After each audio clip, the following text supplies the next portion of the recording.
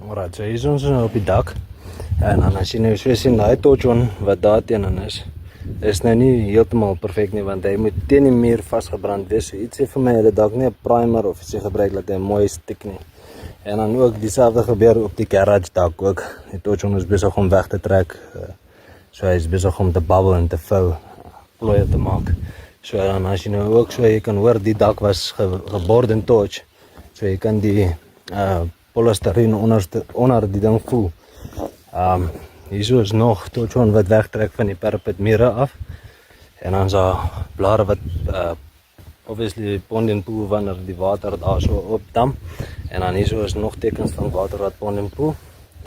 En dan solar panels en dan so tussenin is daar tekens van previous repairs en waar hulle hom vorige keer ingehaat het. En dan hierdie ouetjie hierso, hy is beskadig. So daai ouetjie kan trip sodra die reën in hom inkom. En dan ja, daai is nou die res van die dak wat ons nog moet sien. Lieflik.